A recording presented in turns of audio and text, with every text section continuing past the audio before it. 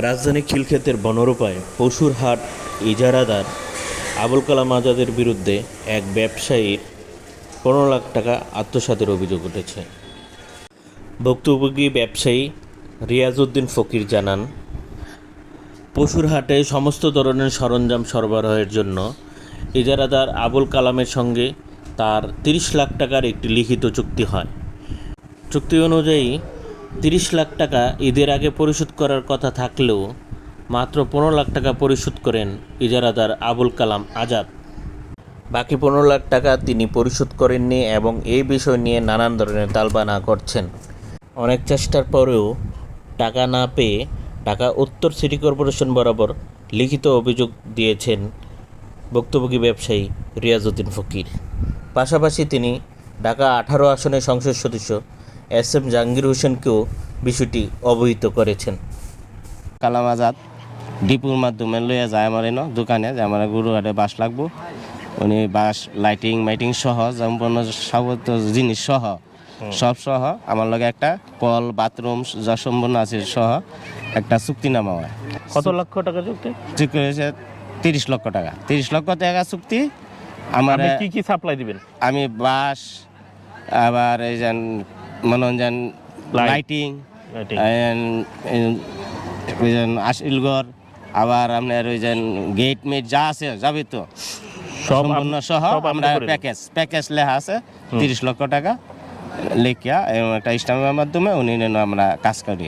তখন প্রথম অবস্থা আমার 1 লক্ষ টাকা বাদে দিছে, মোটমুটি 5 লক্ষ টাকা দেওয়ার পরে আমি সিগনেচার দিছি। আবার দিছে 10 লাখ টাকা মিলাই দিলে দেওয়া বললে 15 লাখ টাকার পরে আমি সিগনেচার দিছি। আর 15 লাখ টাকা রয়েছে। উনি কইছে যে একদিন পরে দিই। একদিন লেবারে কারেন্ট অফ করেছে, তারপরেও টাকা দেয় নাই। তারপরে কইতেছে সানরাইতে 8টার সময় আমি টাকা পয়সা দেওয়া বাদে আমি বাজার তো বাইরে যাবো। তো 8টার সময় উনি গাড়ি দেওয়া চলে যাইতেছে পলায়া, ঠিক আছে? মোটরসাইকেল না মাইকু তুইতেছে। মাইকু তুইটা আমার স্টাম্প সহ লয়ে গেছে, টাকা দিচ্ছি কই আমার তো আমি ঘুরান দিয়ে একটু ঘুরান দিয়ে আসেন, আমি টাকা দিতেছি। তখন এই ঘুরান দিয়ে আওয়ার সাথে কইয়া হ্যাঁ মাইকুতে জায়গা চলে জায়গা আমার স্টাম্প টেস্টাম্প লইয়া সব, ঠিক আছে? তখন ওই যে আসলাম আসিল, আসলামে বাদে আমরা কয়েকজন লেবার আছি যাইতেছে বাদে আটকায় রাখছে। রাখার পরে আসলামে বরাবর বলছে যে না উনি 15 লাখ টাকা দেওয়া হয়েছে, 15 লাখ টাকা দেওয়া নেই, আপনি গরিব মানুষটা মারবেন কারে, ঠিক আছে? একবারে ফলায় দৌড়ে গেছে। তখন আমরা আটকায় রাখছি সবাই, এই এলাকার মানুষ সবাই জানে, এই বনরূপা সবাই জানে ঘটনা। রাত ভর আটকায় রাখার পরে উনি বাদে এনতাইকে সিসি ক্যামেরাটা কইয়া উনি প্রশাসন এক লোক আইনা হ্যাঁ লগে লইয়া গিয়া আমার বহু হাত দিয়ে বইলে গেছে যে আমি মানুষের যদি মুসলমান হই মাঠ পড়বো, আপনার লগে তা নাই গিয়া একটা সিদ্ধান্ত দিয়া বাদে আপনার লগে আমি বাদে মাঠ পড়বো। তখন উনি ভুন্ডার দিয়ে চলে গেছে আগে দিয়ে, আমরা 3-27 মানুষ গেছি পিছনে গিয়ে উনি ফাই নেই ফলাই গেছে। তারপরে যখন উনি চলে গেছে তখন বাদে ঈদের পরে আমি ফোন দিই, ফোন রিসিভ করে না।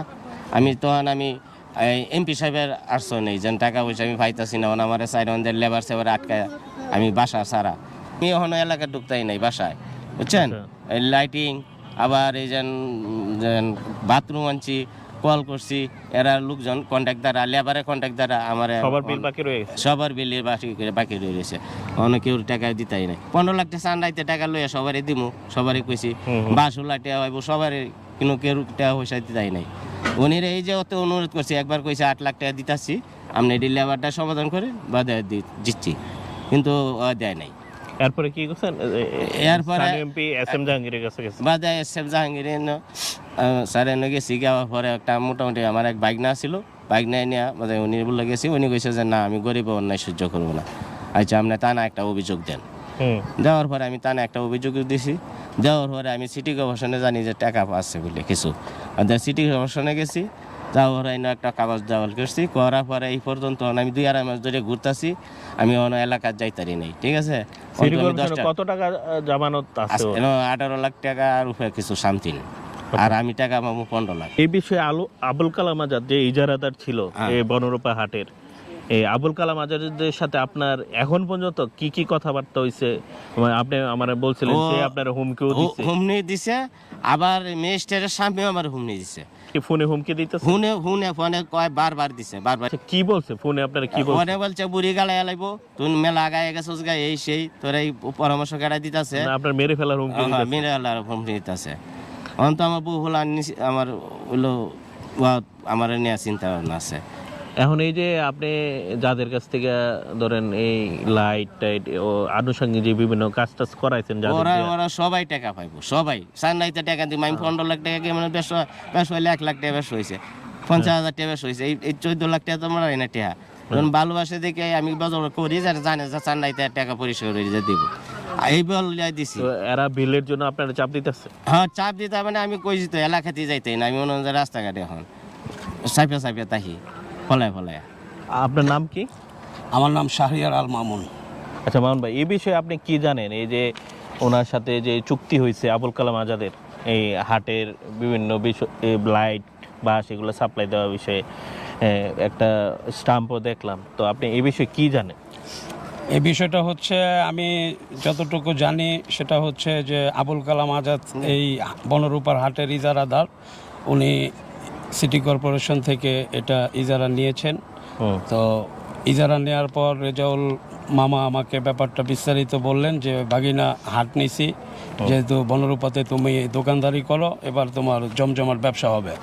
তো আমি বললাম যে মামা শুধু দোকানদারি করে তো পোষাবে না, আপনার সাথে আমাকে পার্টনারে রাখেন, যে কোনো একটা সাইড। অবশ্যই থাকবা মামা, সমস্যা নেই। তো চুক্তি সম্পন্ন হওয়ার পর তোমাকে এক সাইডে রাখবো। আচ্ছা। তো চুক্তি সম্পন্ন হইলো, আমাকে উনি যে সাক্ষী স্টাম্পে যে সাক্ষী দরকার আছে, সাক্ষী হিসেবে উনি আমাকে রাখলেন, আমি থাকলাম। তো পরবর্তীতে যেটা হয়েছে, টোটাল 30 লক্ষ টাকা কন্ট্রাক্ট ছিল, total package A to Z যা কিছু লাগে, টোটাল 30 লক্ষ টাকা প্যাকেজ ছিল। তো ওনাকে পর্যায়ক্রমে একাধিকবার ভেঙে 15 লক্ষ টাকা দিয়েছে, কিন্তু বাকি টাকাটা চাঁদ রাতে 8টার দিকে দেওয়ার কথা ছিল। কিন্তু পরবর্তীতে আমি তো দোকানদারি নিয়ে খুব ব্যস্ত ছিলাম, চাঁদ রাতের ব্যবসা বুঝিনি। তো পরবর্তীতে যতটুকু জানতে পারলাম যে আবুল কালাম আজাদ হাটের যত টাকা উঠছে আসিল, টাকাগুলো অন্য লোকের মাধ্যমে পাঠিয়ে দিয়া সেও পলায়া যাওয়ার জন্য চেষ্টা করে, কিন্তু হাটে কাজ করছে যে শ্রমিক লেবার মিস্ত্রিরা, তারা তাকে আটক করে। আটক করার পর সারা রাত তাকে আটকায় রাখে।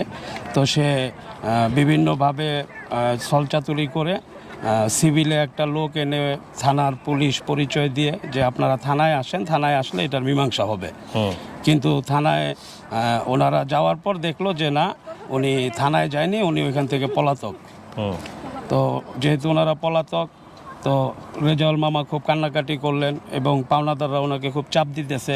এক পর্যায়ে আমি বললাম যে মামা, আমি আমার দোকানে সময় দিতে হবে, আমি এই ব্যাপারে আপনার সাথে পরে কথা বলবো, আপনি দেখেন কি হয়।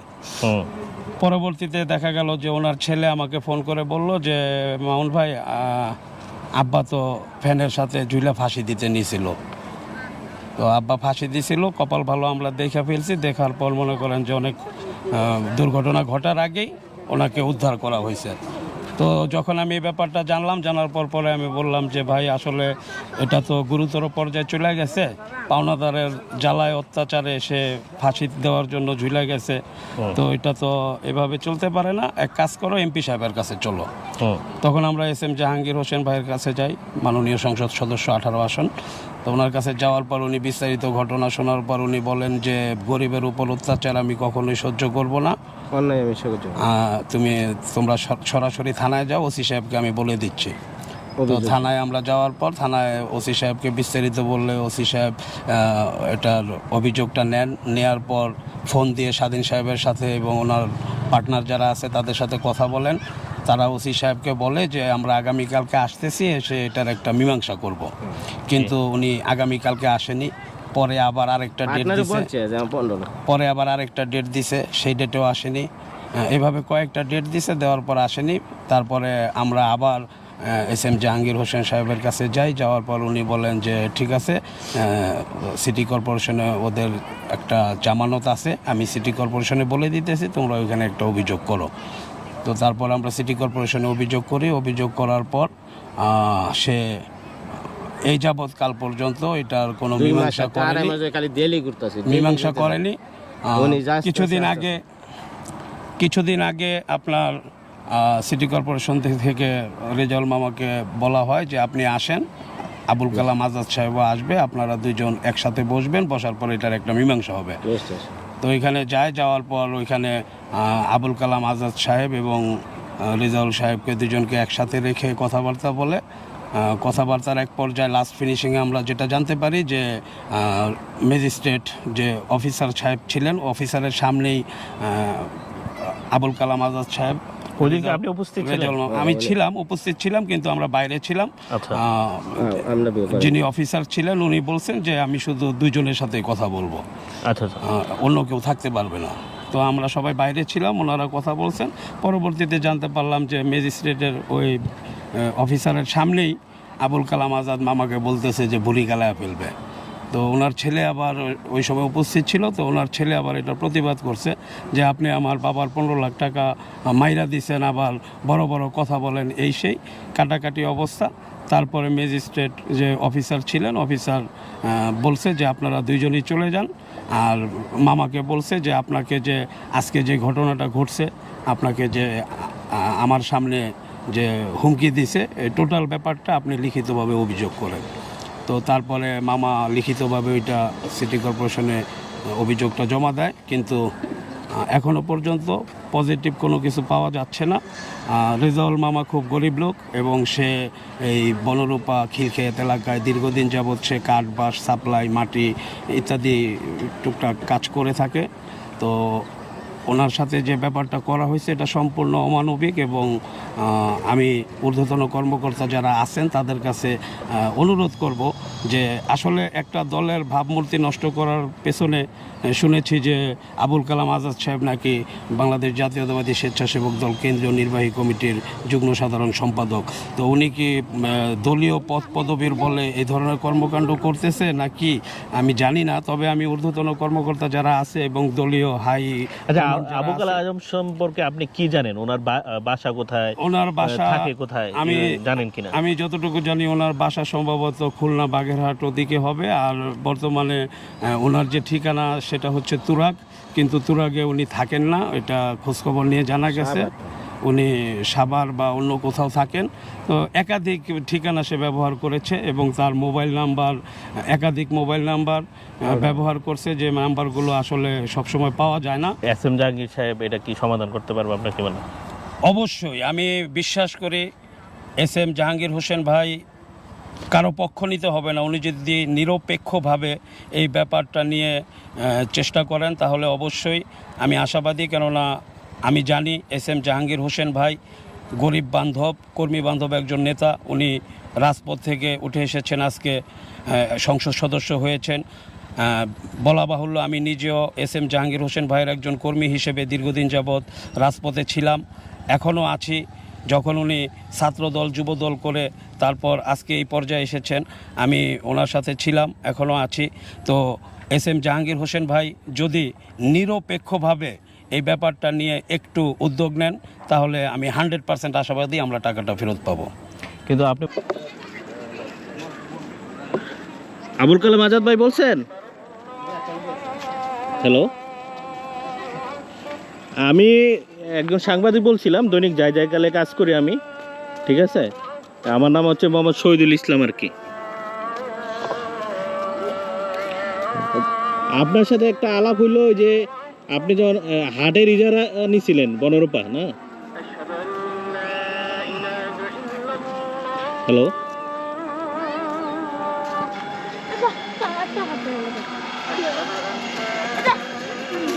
আমরা ওনাকে ফোন দিছিলাম, সাংবাদিক পরিচয় পাওয়ার পরে উনি ফোনটা কেটে দেন আর কি।